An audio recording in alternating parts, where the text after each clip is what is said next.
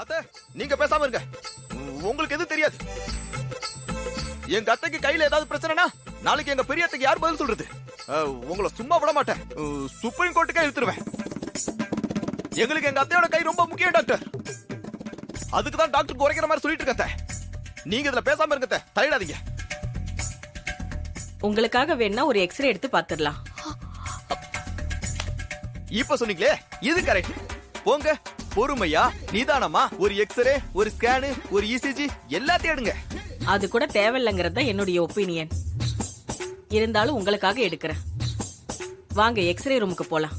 மாப்ள, எனக்கு தான் ஒண்ணு இல்லன்னு டாக்டரே சொல்றாங்கல்ல, அப்புறம் எதுக்கு எக்ஸ்ரே எல்லாம் எடுக்கணும்?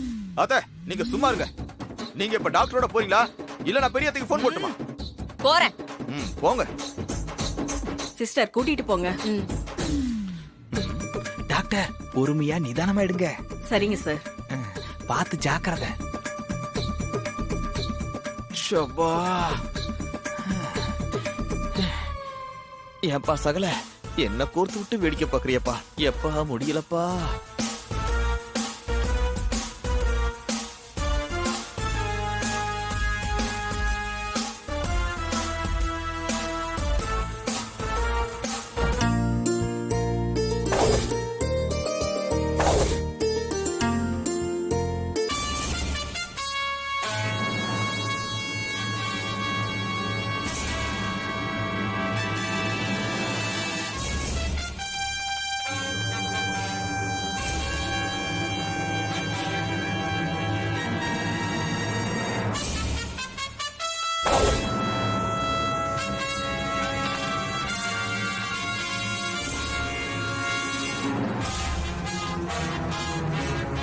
ஏய் நில்லு.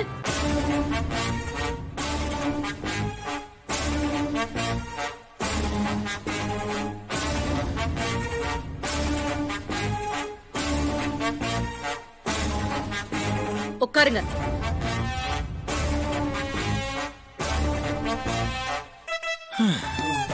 அந்த பெரியத்தைய கூட சமாளிச்சிடலாம் போல இருக்கு. ஆனா அந்த சின்னத்தைய சமாளிக்கிறதுக்கு பெரும் பாடாலா இருக்கு.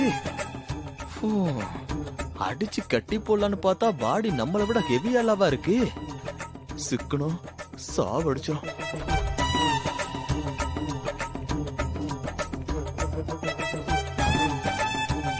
அடடா.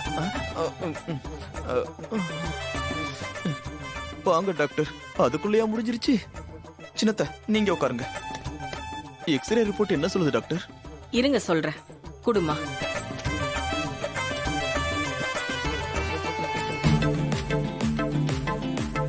எக்ஸ்ரே எடுத்தும் பார்த்தாச்சு. சின்ன பிராக்சர் கூட இல்ல. என்ன சொல்றீங்க டாக்டர்? கொடுங்க, நான் பாக்குறேன்.